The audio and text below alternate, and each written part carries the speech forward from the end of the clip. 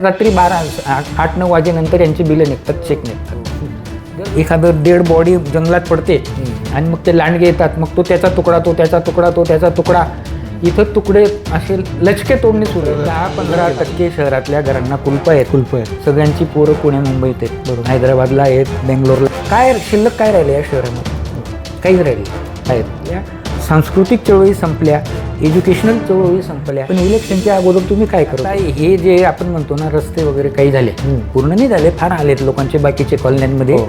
गंमत कशी आहे, खरी गरज कॉलन्यातले रस्ते बनायची, तिथं मातीचे रस्ते, एवढं गुडघाभर पाणी साधन करायचं. खरी गरज एकाचंही सुपरविजन होत नाही. फाईल बिल घेऊन तो दादा एखादा गुंडा जातो, बिल घेऊन हे डोळे लावून सह्या करतात. खरं तर गंमत अशी आहे, महापालिकेतल्या अभियंत्यांनी जर ठरवलं एकही काम इलिगल होऊ देणार, मग त्यावेळेस म्हणतात मी काय करू भाऊ, एवढंच वरून आलं, मी काय करू, मला सही करावी लागली. अरे तू सही केलीच का? जळतंय घर, जळतंय त्याचं घर आपल्याला काय. आणि घर जळून झालं की मग बादली घेऊन जायचं. मी बादली घेऊन आले, यांनी त्या भाजीवाल्यांना उठून रोडवर टाकून दिलं. तर हे सगळं मिली बघत असते. पण हे दररोज अगदी नगरपालिकेमध्ये जाऊन बसतात सकाळपासून, म्हणजे कर्मचारी असल्यासारखे. तिथं तर काही एजंट असे आहे की असं वाटतं हा कर्मचारी आहे, कर्मचारी असल्यासारखे जाऊन बसतात. एवढा वेळ नगरपालिकेत देतात, फुकट देतात का?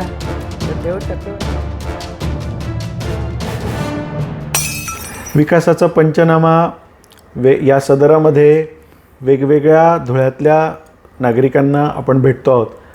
नागरिक म्हणून या गावामध्ये, या शहरामध्ये त्यांची जडणघडण नेमकी कशी झाली, या शहराचा विकास, या शहराच्या अनेक टप्प्यांवरची त्यांची एकूण दृष्टिकोन नेमका कसा राहिला, त्यांनी हे शहर कूस बदलताना बघितलेलं आहे. हे शहर ज्या काळापासून आत्तापर्यंत येऊन बसलं आहे, त्या काळापासून आत्तापर्यंतचे जे साक्षीदार राहिलेले आहेत असे ज्येष्ठ पत्रकार, दैनिक पथदर्शी याचे संपादक योगेंद्रजी जुनागडे हे आज आपल्यासोबत आहेत. नमस्कार. नमस्कार. मला तुम्हाला पहिला प्रश्न हा विचारायचा आहे की आता ही विधानसभा निवडणूक होती आहे. या विधानसभा निवडणुकीच्या पार्श्वभूमीवर ही चर्चा परत एकदा पुन्हा होते. म्हणजे आपल्याकडं दुर्दैवानं ज्या वेळेला निवडणुका होतात त्याच वेळेला शहराचा विकास या सगळ्या गोष्टींबद्दल चर्चा सुरू होते आणि त्या घुसळणीतून एक मृगजळ प्रत्येक वेळेला उभे राहिलेले उमेदवार आपल्यासमोर देत असतात. तुम्ही या शहराला कसं पाहता? खरं म्हणजे 40 वर्ष मी हे शहर बघतो आहे. या शहराला तसं पाहिलं तर प्रचंड स्कोप होता, कारण की धुळे शहर ही खानदेशची राजधानी होती. म्हणजे अगदी बऱ्हाणपूरपासून तर थेट नवापूरपर्यंत, डांगपर्यंत, आणि इकडे सातपुड्यापासून तर कळवण बागलाणपर्यंत, या सगळ्यांची शहराची राजधानी धुळे शहर होतं. सगळा कारभार इथून चालायचा. कॅप्टन ब्रिग्जने 1818 साली हे शहर वसवलं. आमचे बरेच मित्र म्हणतात विश्वेश्वरयांनी वसवलं, ते तसं नाही आहे. कॅप्टन ब्रिग्जने 1818 हे शहर वसवलं.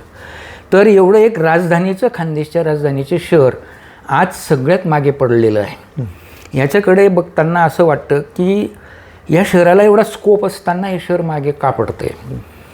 तर सगळ्यात महत्त्वाचा मुद्दा याच्यामध्ये असं आहे की आपण जसं म्हटलं की इलेक्शन ओरिएंटेड प्रत्येक या शहराचा लोकप्रतिनिधी या शहराच्या समस्येकडे बघतो. कंटिन्यू 5 वर्ष किंवा कंटिन्यू या शहराचं लाँग टर्म प्लॅनिंग ज्याला आपण म्हणतो, जसं इतर शहरांमध्ये लाँग टर्म प्लॅनिंग होतं. 50 वर्षानंतर मुंबई शहराला किती पाणी लागणार आहे हे त्या काळात त्या लोकांनी ठरवलं आणि त्या काळाप्रमाणे ते बंधारे बांधले किंवा धरणं बांधली, म्हणून ते आज पाणी मिळतं. या शहरामध्ये काय होतं, असं लाँग टर्म प्लॅनिंग नावाचा प्रकार मुळीच नाही. बरं, लाँग टर्म प्लॅनिंग केलं पाहिजे असा विचार करणारे लोकप्रतिनिधी या शहराला आजपर्यंत मिळाले नाही. या शहराला लोकप्रतिनिधी मिळाले कसं की आता फक्त इलेक्शन मी जिंकायचं, माझ्या कार्यकाळ पार पाडायचा, माझ्या कार्यकाळात मला जे काही करायचं ते करायचं, विषय संपला. बरं, एरवीच्या आपण आता सध्याचा 5 वर्षाचा काळ बघितला तर 5 वर्षाच्या काळामध्ये आमच्यासारखे अनेक पत्रकार मित्र आहे, तुमच्यासारखे लोक कळकळीने लिहायचे की हा इश्यू आहे, तो इश्यू आहे, पार्किंगचा इश्यू आहे, ट्रॅफिकचा इश्यू आहे, उघड्यावरचे मांस विक्रीचा इश्यू आहे, कितीतरी इश्यू आहे, हे लिहित आहेत. पण आता जेवढे लोक उभे आहेत यापैकी एकाही व्यक्तीने एक 4 ओळीची प्रतिक्रिया की वृत्तपत्रात हा विषय गाजतोय आणि याच्यामध्ये सरकारने, आयुक्तांनी, महापौरांनी, नगरसेवकांनी काही केलं पाहिजे असं यापैकी एक सुद्धा उमेदवार की त्याने त्या ठिकाणी काही केलं असं नाही. फक्त इलेक्शन आलं का हे सगळे इश्यू गोळा करायचे, माहिती गोळा करायची आणि मग मी हे करणार, ते करणार, ते करणार. इलेक्शन संपलं का परत सगळं झोपून जाणार. इलेक्शन नंतर जो कोणी सत्तेवर येतो त्या वास्तविक त्याची ही जबाबदारी आहे की मी आता सत्तेवर आलो, महापालिकेच्या सत्तेवर आलो. फॉर एक्झाम्पल महापालिका विकासामध्ये शासनही लागतं, केंद्र शासन लागतं, महापालिका. पण फॉर एक्झाम्पल आपण महापालिका घेऊ. महापालिकेवर माझी सत्ता आली तर मी या शहरासाठी लाँग टर्म गरजा या शहराच्या काय आहेत आणि मी काय केलं पाहिजे. तर त्यासाठी एक शहराच्या विकासासाठी एक डेव्हलपमेंट प्लॅन असतो. तो दर 10 वर्षांनी नवीन व्हावा लागतो. आपले 2 डेव्हलपमेंट प्लॅन ऑलरेडी झालेले आहेत. 86मध्ये एक झाला होता, त्यानंतर एक झाला. तर या डेव्हलपमेंट पण आपण दोघंही डेव्हलपमेंट प्लॅन उघडून बघा आणि त्या डेव्हलपमेंट प्लॅनची अंमलबजावणी किती टक्के झाली या शहरामध्ये हे उघडून बघा. उलट डेव्हलपमेंट प्लॅनला गिळंकृत करण्याचंच काम या शहरामध्ये झालेलं आहे. डेव्हलपमेंट प्लॅनमध्ये जे जे काही विकासाची कामं त्या नगर विकास खात्याच्या लोकांनी, त्यांची टीम येते, एकटी गुप्तपणे बसते आणि ते टाकते की इथं ही सार्वजनिक उपयोगाची वस्तू, इथं गार्डन पाहिजे, इथं ही ॲम्युनिटी पाहिजे, तिथं ती ॲम्युनिटी पाहिजे, इथं पार्किंग पाहिजे, इथं भाजी मंडई पाहिजे, अशा सगळ्या ॲम्युनिटी टाकतात की 25 वर्ष शहराचे पुढची 30 वर्षासाठी काय गरज आहे हे पाहून ते टाकलं जातं. तर लाँग टर्म प्लॅनिंग याचा अर्थ काय आहे की ते DP प्लॅनची तुम्ही अंमलबजावणी करा. एकाही DP प्लॅनची अंमलबजावणी पूर्णतः होत नाही. ज्यावेळेस या नगरपालिकेमध्ये लोकप्रतिनिधी निवडून येतात त्यावेळेस त्यांचे मेन काम काय असतं की समजा माझ्या एका जमिनीवर DP प्लॅनमध्ये भाजी मंडई म्हणा किंवा प्लेग्राऊंड म्हणा किंवा गार्डन म्हणा असं काहीतरी रिझर्वेशन DP प्लॅनमध्ये टाकलेलं आहे किंवा पार्किंगची साठी जागा टाकलेली आहे. तर माझं काम काय आहे की ती जागा भूसंपादन करून त्या ठिकाणी पार्किंग निर्माण करणे हे माझं काम आहे लोकप्रतिनिधी म्हणून. पण उलट परिस्थिती अशी निर्माण होते की ती ज्या व्यक्तीची ती जागा असेल त्याची मार्केट व्हॅल्यू जास्त दिवसेदिवस वाढत जाते. मग त्या व्यक्तीला सोयीस्कर असे रिपोर्ट तयार केले जातात नगररचना विभागामध्ये किंवा या जागेची आता आपल्याला गरज नाही, इतके वर्ष होऊन गेलेले आहेत, लिगल नाही आहे वगैरे वगैरे निगेटिव्ह रिपोर्टिंग तयार केलं जातं. नंतर ते निगेटिव्ह रिपोर्टिंग हुशार असतात, कागदोपत्री बरोबर करतात. नंतर ते निगेटिव्ह रिपोर्टिंग एक आपला नगरपालिकेचा किंवा एक सरकारी वकील असतो त्याच्याकडे पाठवलं जातं. मग सरकारी वकील बी म्हणतात बरोबर आहे, ही जागा आता काही घ्यायची गरज नाही आणि मग ती जागा आम्हाला नको आहे, सोडून द्यायची आहे असं म्हणून ती जागा सोडून दिली जाते. मग ती फुकटने सोडून देतात. जर 100 रुपयाची वस्तू जी आहे ती जर नगरपालिकेला 10 रुपयामध्ये मिळणार असेल तर नगरपालिकेने सोडून दिली तर जो 100 रुपयाचा लाभ होणार आहे त्याला काय फुकटात लाभ होणार आहे का? तर या दृष्टीने या नगरपालिकेमध्ये, महापालिकेमध्ये कामं चालतात, शासनामध्ये काम चालतात. अशा वेळेस काय असतं, आमदाराचं काम काय असतं, नगरपालिकेने असं काही गडबड केली तर शासनामध्ये जाऊन त्याने तो ठराव विखंडित करायचा. नगर महापालिकेच्यावर शासन आहे की यांनी असं हे रिझर्वेशन. आता फॉर एक्झाम्पल तुम्हाला सांगतो, इथं म्हाडाचे रिझर्वेशन 2 मोठे रिझर्वेशन होते, म्हणजे सामान्य लोकांसाठी घरं बांधायची. तो DP प्लॅन बनवणाऱ्याने 20 वर्षापूर्वी या शहराची परिस्थिती पाहून बनवला. तर महापालिकेने सगळं प्लॅनिंग करून त्याला नॉमिनल कोर्टात जायला लावलं. कोर्टात आपला वकील काही बकडं बोलतो, ठरलेलं असतं ते सगळं. आणि मग तुम्ही देऊ शकत नाही, तुम्ही घेऊ शकत नाही, असं नाही, आम्हाला नको आहे. शेवटी ती जागा सोडून द्यायची. बरोबर. मग अशा वेळी जागा सोडली तर आमदाराचं काम काय असतं, शासनाकडे जाऊन अपील करा आणि परत ती जागा नागरिकांच्या उपयोगास आली पाहिजे. आता एक जागा होती तुमची देवपूरमध्ये भाजी मंडईसाठी, DPमध्ये राखीव जागा होती. आता DPमध्ये राखीव जागा, आता परिस्थिती तुम्हाला माहिती आहे, आगारा रोड देवपूरची काय परिस्थिती आहे, अरुंद झाले, सगळे दोघीकडून भाजीवाले बसतात. बरं गंमत अशी, पूर्वी तिथं भाजीवाले बसायचे, बरोबर आहे, बसायचे भाजीवाले. तर यांनी काय केलं की कोरोना काळामध्ये नगरपालिकेचा नगरविकास खातं, नगरपालिकेचं नगररचना आणि देवपूर पोलीस स्टेशन अनऑफिशियल बंदोबस्त देवपूर पोलीस स्टेशनने दिला. अनऑफिशियल जाऊन यांनी त्या भाजीवाल्यांना उठून रोडवर टाकून दिलं. मी RTI मध्ये विचारलं, कुठंच रेकॉर्ड नाही आहे बंदोबस्त दिल्याचा, किंवा हे म्हणता उठवल्याचा, आम्ही उठवले, ते म्हणता आम्ही मग उठले कसे? तर हे सगळं मिली बघत असते. आणि मग ती जागा आज जवळ 40-50 कोटीची जागा आहे. मग ती जागा आम्हाला नको, तू तुझी जागा परत घेऊन घे. आता 40-50 कोटीची जागा जी नगरपालिकेला 1,55,00,000 मिळणार होती, ती 40 कोटीची जागा सोडून द्यायची, तर ते फुकटात होतं काय कामं? पण हे नाही पाहत की आज रोडवर भाजीवाले बसलेत, ॲक्सिडेंट होत आहे, एक मुलगा का कोणीतरी मेलं आहे त्या ठिकाणी, आपल्याला माहिती आहे. तर यावेळेस लोकप्रतिनिधीचं काम काय असतं की नाही ती जागा महापालिका घेणार म्हणजे घेणार, 1,55,00,000 त्याला द्यायचे आणि ती जागा ताब्यात घेऊन तिथं भाजीवाल्यांची व्यवस्था करायची. या काम नाही होणार, हे काम नाही होणार. कारण त्याला महापालिकेच्या तिजोरीतून जर 1,55,00,000 रुपये तुम्ही दिले, त्याच्यात 10 पैसे मिळणार नाही. ना 16%, ना 2%, ना 3%, ना 10%, कुठलेच टक्के मिळत नाही. त्यामुळे महापालिकेचा तिजोरीतला खर्च जो आहे तो अशा लॉंग टर्म प्लॅनिंगमध्ये, डेव्हलपमेंटमध्ये नाही केला जात, तो केला जातो बिलांमध्ये. कारण की आज वर्क ऑर्डर दिली, 2 महिन्यामध्ये बिल तयार झालं, ती लगेच चेक निघाला, विषय संपला. तर जे अशा कामांमध्ये सगळा निधी खर्च होतो आणि लॉंग टर्म प्लॅनिंग जे शहराचे त्याच्यामध्ये निधी खर्च होत नाही. आणि त्यामुळे परिस्थिती या शहराची निर्माण झाली आहे की DP प्लॅनची या शहरामध्ये परिपूर्ण अंमलबजावणी न झाल्यामुळे आज या शहरामध्ये सगळेजण भांडतायत. ज्या मुद्द्यांसाठी भांडतायत त्या मुद्द्यांचे उत्तरं सगळे त्या DP प्लॅनमध्ये आहेत. बरोबर. आणि DP प्लॅनचा यांनी बाजार मांडून DP प्लॅन अक्षरशः विक्री केलेला आहे आणि त्याच्यातून हे सगळे प्रश्न निर्माण झाले. आता या ज्या शाळा आहेत, जेवढ्या शाळा आहेत, तुम्ही मला सांगा, आता देवपूरमध्ये एकविरा देवी शाळेकडे आपला टर्निंगचा रस्ता आहे, तिथं 2 कॉर्नरला 2 शाळा आहेत, त्या 2 शाळा बंद आहेत, तिथं अतिक्रमण होत आहेत. आता महापालिकेने ठराव केला की कुठल्या तरी एका व्यक्तीला त्या शाळा देऊन टाकायच्या आहेत, जागा देऊन टाकायची. हो, ठराव आहे. एका व्यक्तीला तिथं काहीतरी त्याचा क्लास बीस चालवायला त्याला देऊन टाकायचं. का? कॉर्नरची जागा आहे, देवपुरामध्ये एवढी ट्रॅफिक जाम होते, तुम्ही त्या शाळांची जागा मोकळी करा आणि तिथं तुम्ही पार्किंग करा ना. सगळ्या गाड्या 4 व्हीलर 2 व्हीलर तिथं येणाऱ्या सगळ्या त्या ठिकाणी पार्किंग होतील, तर आग्रा रोड मोकळा होईल. अगदी राणा प्रताप चौकात सुद्धा ट्रॅफिक जाम. राणा प्रताप चौकात ट्रॅफिक, तुम्ही सांगा ना, जर तुमची ही जागा आहे कुठलं स्वस्तिक थिएटर, स्वस्तिक थिएटरची डिस्प्युटेड जागा आहे, स्वस्तिक थिएटर कलेक्टरने बंद पाडलेलं आहे, अश्लील तिथं पोस्टर लागायचे.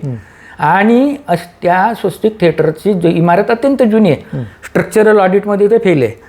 तर जिल्हाधिकाऱ्यांना मी पत्र दिलं होतं की ही जागा नगरपालिकेला तुम्ही ॲक्वायर करायला लावा आणि त्या ठिकाणी सुप्रीम कोर्टाने जी ऑर्डर केली आहे, निर्देश दिले आहेत, हकर झोन करा, हकर नाव हकर झोन, तर त्या ठिकाणी ती जागा ॲक्वायर करा, त्या ठिकाणी खाली सगळे हकर बसवा, वर ऑफिसेस बसवा. जिल्हाधिकाऱ्यांनी महापालिकेला ते पत्र पाठवलं की याचा तुम्ही विचार करा. महापालिकेने त्याचा विचार नाही केला. हकर झोनसाठी तुम्ही आता इकडे 12 एवढी मोठी शाळा आहे, ह्या शाळा यांना कशासाठी हव्या असतात? याच्यातून यांना कमाई करता येईल. हॉकर झोनसाठी शाळेची जागा दिलीत, काय कमाई करता येईल? पण त्याच शाळेच्या जमिनी एखाद्या बिल्डरला दिल्या तर तो कॉम्प्लेक्स बांधतो, करोडो अब्जो कमवतो, नगरपालिकेला 0 उत्पन्न मिळतं. तुम्ही सांगा, असे किती कॉम्प्लेक्स नगरपालिकेच्या शाळांच्या जागेवर झालेले आहेत, यादी ही मोठी.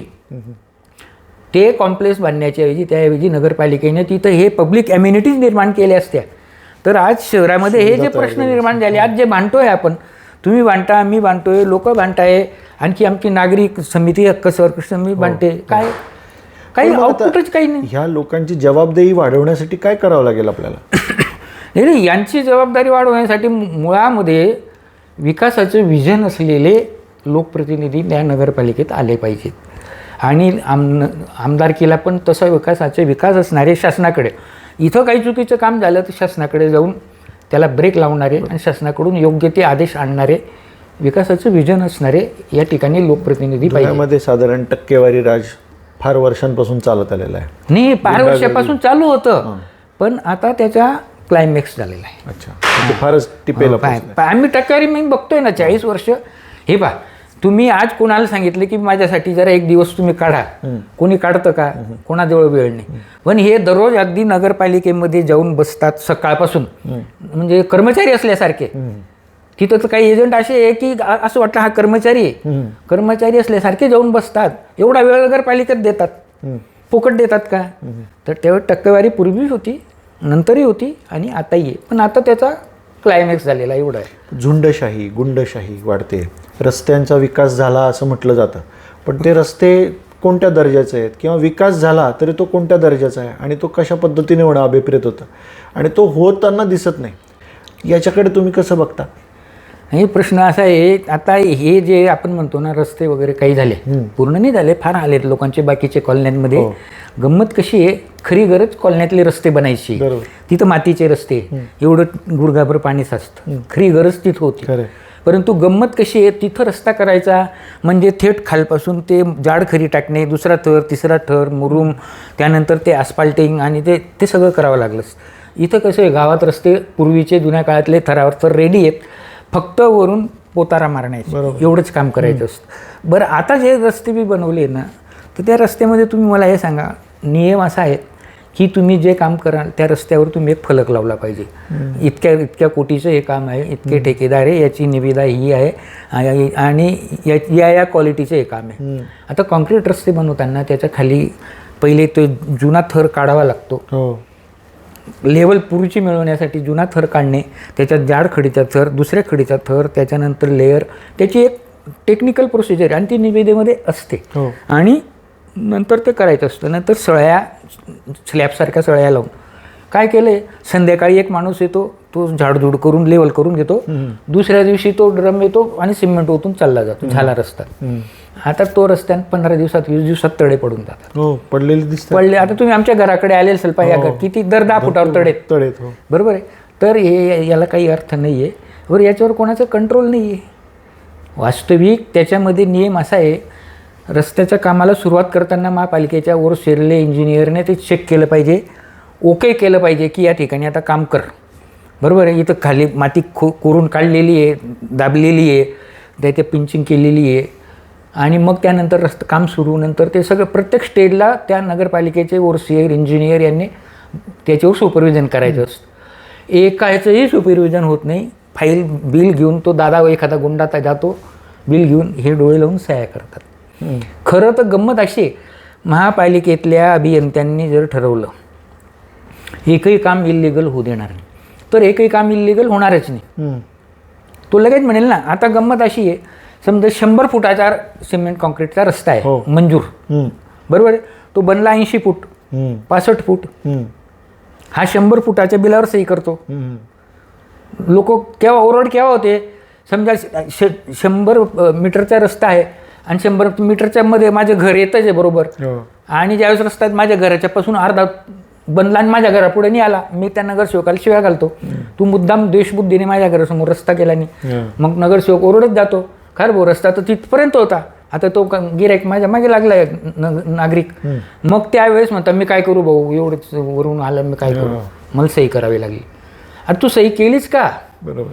जर नियम असा आहे, जर IAS अधिकारी आणि वेगवेगळे अधिकारी यांनी ठरवलं तर 1 रुपयाचं करप्शन लोकप्रतिनिधी करू शकणार नाही. आता गंमत अशी आहे, तेच करप्ट लोकप्रतिनिधी आणि अधिकारी यांचं संगनमत आहे आणि त्यामुळे रात्री 8-9 वाजेनंतर यांची बिलं निघतात, चेक निघतात. जर लोकप्रतिनिधींनी लाख केलं, त्या अधिकाऱ्याचं काय करतील, करून काय करू शकतील अधिकाऱ्याचं. पण अधिकारी मिळालेले असतात, अधिकारी सह्या करतात, बिलं निघतात आणि मग या लोकप्रतिनिधींचं फावतं. त्यामुळे बरं, लोकप्रतिनिधी कसं आहे 5 वर्षासाठी असतो, हा माणूस कायम आहे, तू सॅलरी घेतोय, तू बांधलेला आहे, तुझ्या सहीने बिल निघतंय, चेक निघतंय. अशा इन्क्वायऱ्या केल्या ना महाराष्ट्रामध्ये 50-60% वर इंजिनियर, अभियंते, अमुक डमोक IAS ऑफिसर घरी चालले जातील. हे सगळं करप्शन जे आहे हे अधिकाऱ्यांच्या संगनमताने लोकप्रतिनिधी करतात. आता हे जे उमेदवार आत्ता सध्या राजकीय वर्तुळामध्ये उभी आहेत आणि प्रत्येकाचे दावे प्रतिदावे, एकमेकांचे आरोप प्रतिआरोप चाललेले आहेत, या उमेदवारांकडे तुम्ही कसं बघता आता जे सध्या निवडणुकांमध्ये जे उभे आहेत आमदारकीसाठी? नाही, मला हे सांगा की आता मुद्दे मांडतायत, नो डाऊट इलेक्शनमध्ये मांडले पाहिजे. पण इलेक्शनच्या अगोदर तुम्ही काय करत होते? या शहराची एवढी दुर्धान होत होती, बरोबर आहे. बरं, तुम्ही पोस्टवर होते, नाही होते असं नाही, तुम्ही काही ना काही पोस्टवर होते. एक सामान्य माणूस एका आमदाराच्या पेक्षा मोठा असतो का? की आमदाराला जेवढे राईट आहेत तेवढं सामान्य माणसाला. या जे टॅक्स पेयर आपले जीवन बैशा होते इथं, ते काय लिहायचे? कुठे कंप्लेन केली खाली लिहायचे टॅक्स पेयर. मी टॅक्स पेयर आहे, मला या शहराच्या या विषयाचा राईट आहे, माझ्या टॅक्सच्या पैशातून हे घडतंय, बरोबर, मला विचारायचं राईट आहे. एक सामान्य माणसाला एवढा अधिकार आहे की एखादं करप्शन, एखादी इलिगल गोष्ट, चुकीची गोष्ट घडते, ही का घडते हे विचारायचं सामान्य माणसाला राईट आहे. तुम्ही तर लोकप्रतिनिधी आहात आणि तुम्हाला पुढे अजून इलेक्शन लढायचं आहे, तर तुम्ही किती जागरूक असले पाहिजे होते. मग तुम्ही सांगा, गेल्या 5 वर्षात, 10 वर्षात, 15 वर्षात ज्यावेळेस पब्लिकमधून या समस्यांचे स्फोट होत होते, वृत्तपत्रातून स्फोट होते, तुमच्या आमच्यासारखे लोक लिहित होते, त्यावेळेस हे लोक काय करत होते? यातल्या एकाही व्यक्तीने, एकाही आमदाराने, खासदाराने, लोकप्रतिनिधी, मला व्यक्तिगत कोणाचं जायचं नाही, पण यांनी त्यावेळेस जागरूकपणे त्याची कंप्लेंट करणे, त्याचा पाठपुरावा करणे, ज्या विचारणे, कलेक्टरला जा विचारणे, आमदारांना जा विचारणे, शासनाला जा विचारणे, प्रधान सचिवाला जा विचारणे, या गोष्टी ते करू शकत होते ना. यांनी या गोष्टीत तेव्हा काहीच केलं नाही. म्हणजे कसं आहे, जळतंय हे घर, जळतंय त्याचं घर आपल्याला काय. आणि घर जळून झालं की मग बादली घेऊन जायचं. मी बादली घेऊन आलेलो, पण आता तू बादली घेऊन काय उपयोग आहे? आता मग मी हे विझवणार आणि इथं मोठा राजवाडा बांधणार, काय अर्थ आहे त्याला? ज्या वेळेस हे सगळं खतम होतंय, लुटलं जातंय, वाईट होतंय, त्यावेळेस तुमचा रोल असला पाहिजे. त्यावेळेस तुमचा रोल 0 असतो.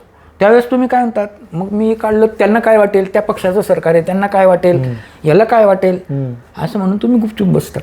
आणि इलेक्शन आले का मग लगेच प्रश्न सगळे जागरूक होऊन जातात. हे नका सुरू होत माझ्या दृष्टीने. हे दंगलखोर शहर आहे धुळे, हे मुळीच दंगलखोर शहर नाही. मी या शहराच्या पहिल्या दंगलीपासून अभ्यास करत आलो आहे. हे शहर मुळीच पब्लिकली दंगलखोर नाही आहे. मी अनेक ठिकाणी बोललेलो आहे. बरोबर, हे वातावरण निर्माण केलं जातं. इलेक्शन आलं की वातावरण निर्माण केलं जातं की जेणेकरून त्याचा लाभ या शहराला मिळाला पाहिजे, या इलेक्शनच्या लोकांच्या भावनेचा.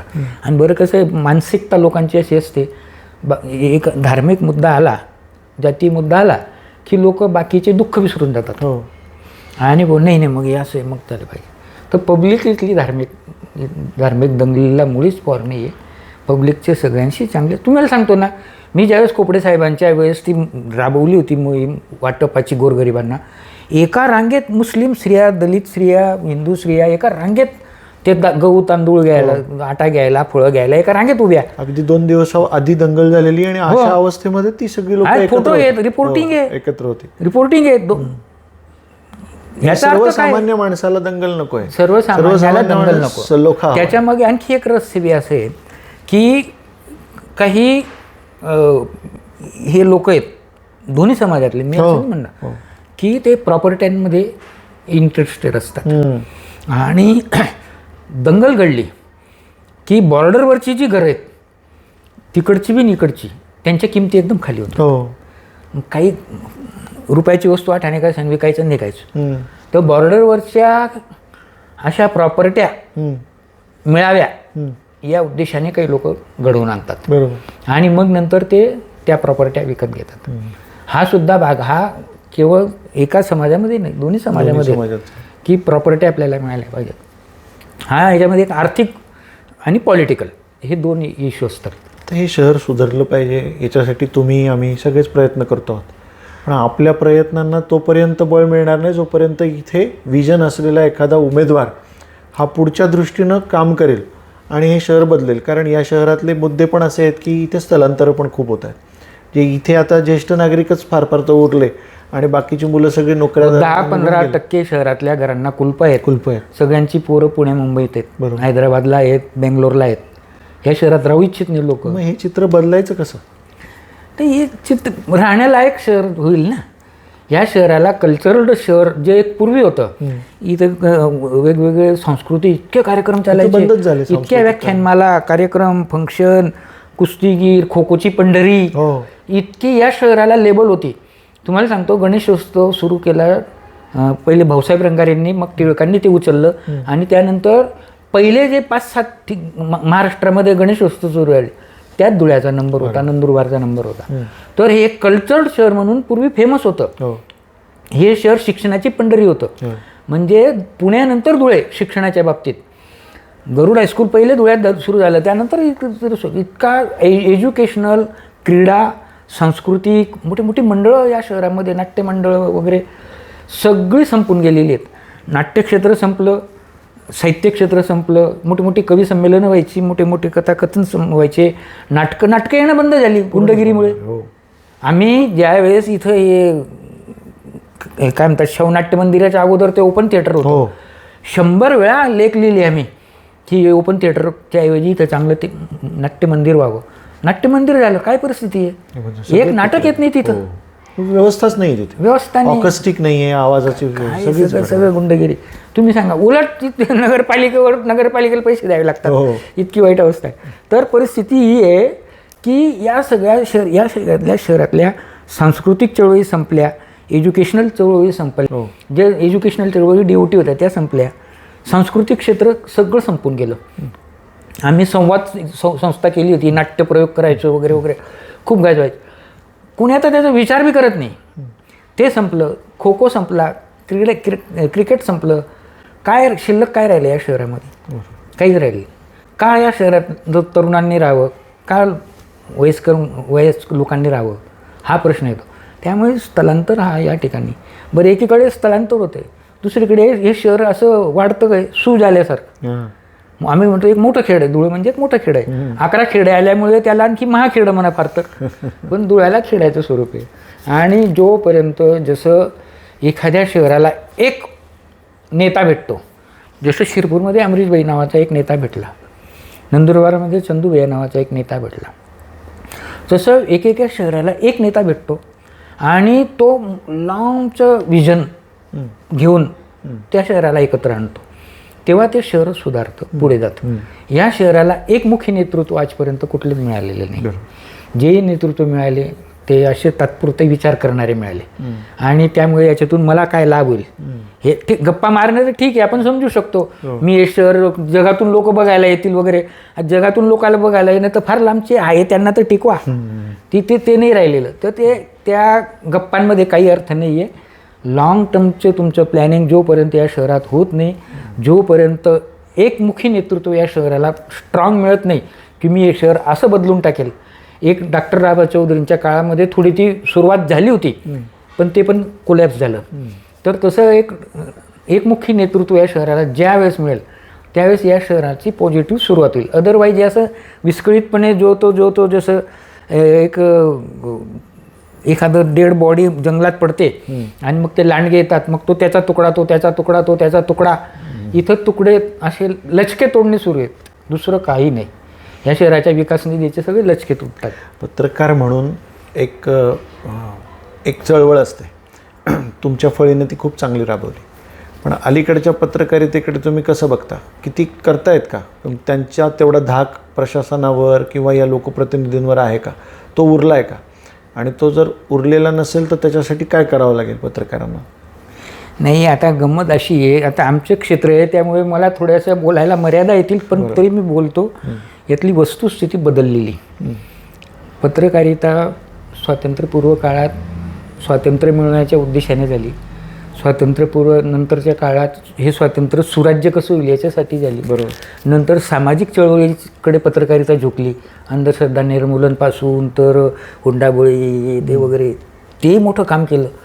मेनवाईल पत्रकारितेमध्ये व्यावसायीकरण आलं. व्यावसायीकरणपर्यंत पण ठीक होतं, पण आता पत्रकारिता ही धंदेवाईक झाली. मोठे मोठे हाऊसेस आहेत, प्रिंट हाऊसेस आहेत, आणि ते याच्याकडे फक्त बिझनेस म्हणून बघतात.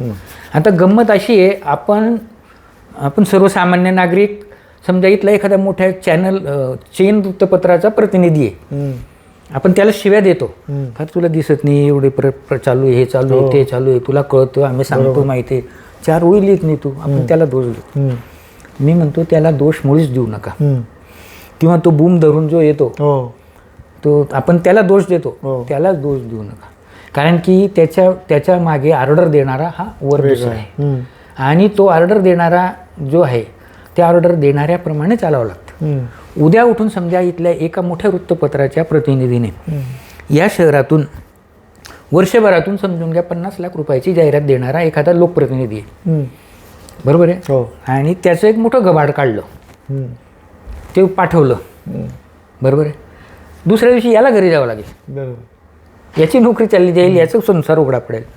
मग हा म्हणतो काय मालकालाच पडलेली तर मला काय. म्हणजे आज परिस्थिती अशी आली. तुम्ही यशवंत नावाचा पिक्चर पाहिला होता. यशवंत नावाच्या पिक्चरमध्ये तो नाना पाटेकर एक प्रामाणिक PSI असतो आणि त्याची जी गोची होते, ज्याचं जे मरण होतं, ते मरण आज फील्डवर काम करणाऱ्या सगळ्या पत्रकारांचं होतं. बरोबर. तो प्रामाणिकपणे काम करायला गेला तर उलट त्याचं खच्चीकरण होतं, त्याला दाबलं जातं, त्याला घरी पाठवलं जातं, त्याची बदली केली जाते, त्याला त्रास दिला जातो. प्रामाणिकपणे पूर्वीच्या काळात असे होते की तुम्ही किती प्रामाणिकपणे मॅनेजमेंटशी बांधील आहात, किती प्रामाणिकपणे इश्यू काढतायत शोधून, याच्यावर त्या पत्रकाराचं इव्हॅल्युएशन मालक करत असे. तो काळ आम्ही पाहिलेला आहे. माझ्या विरुद्ध मोठे मोठे पुढारी या शहरातले, या जिल्ह्यातले जवाहरलाल दर्डांकडे शिष्टमंडळ घेऊन गेलेले आहेत. पण जवाहरलाल दर्डाने एकच विचारलं की जुनागडेने लिहिलेलं काही खोटं लिहिलं आहे का, चुकीचं लिहिलं आहे का, ते सांगा. नाही, चुकीचं लिहिलं नाही, खोटं लिहिलं नाही. पण बाबूजी ते आणि आपण एक पक्षाचे आहेत, काँग्रेसचे आहेत, आपला पक्ष बदनाम होतो. तेच बाबूजींनी त्यांना उत्तर दिलेलं आहे की काँग्रेसचं काम असेल, तुम्ही अर्ध्या रात्री माझं दार ठोका, मी तुमच्याबरोबर येईल. राहता राहिला जुनागडेंचा प्रश्न आहे, त्याला ज्या कामासाठी नेमलेलं आहे ते काम तो करतोय आणि तू काम करू नको असं मी माझ्या एका कर्मचाऱ्याला सांगू नाही शकत. आणि त्यांनी आयुष्यात मला कधी बोलले नाही की तुमच्या विरुद्ध हे लोक शिष्टमंडळ घेऊन माझ्याकडे आले होते, कधीच नाही. म्हणजे तो सुवर्णकाळ पत्रकारितेचा तो आम्हाला अनुभवायला मिळाला. आम्ही त्याबद्दल समाधानी आहोत. परंतु आजच्या आमच्या मित्रांना तो अनुभव मिळत नाही आहे, त्याचे दुःख आम्हाला आहे. त्यांची लाख इच्छा असेल की याचं भ्रष्टाचार काढू, मी इथं गडबड झाली काढू, पण गुच्छ बसतो. बरोबर. अशी परिस्थिती आजच्या पत्रकारितेची. हे होते अतिशय ज्येष्ठ पत्रकार ज्यांनी अगदी मोकळ्या चोकळ्या आपल्या त्यांच्या अगदी खास शैलीमध्ये कोणालाही न दुखवता, सगळ्यात महत्त्वाची गोष्ट आहे, पण ताशेरे जे ओढले पाहिजे ते ओढलेत. मला असं वाटतं की समाज मन हेच आहे जे सर आत्ता सांगत होते. प्रतिक्रिया या वेगवेगळ्या असू शकतात, पण प्रतिक्रियांच्या दृष्टिकोनातून जर आपण बघितलं तर गाव बदललं पाहिजे, शहर विकसित झालं पाहिजे, ते स्वप्नवत जरी वाटत असलं तरी कधीतरी ते व्हावं, याच्यासाठी अशा प्रकारची निर्भीड पत्रकारिता करत आलेले योगेंद्रजी जुनागडे सर आपल्यासोबत होते. त्यांच्याशी बोलताना एक विकासाचं वेगळं आगळं व्हिजन, जे खरं म्हणजे अस्तित्वात येणं अपेक्षित होतं, जे पेपरवर कुठेतरी गुदमरलं गेलं, ते पुन्हा कधीतरी अवतरेल ही अपेक्षा व्यक्त करूया. थांबूयात. मी डॉक्टर अभिनय दरेवडे, विकासाचा पंचनामा. नमस्कार.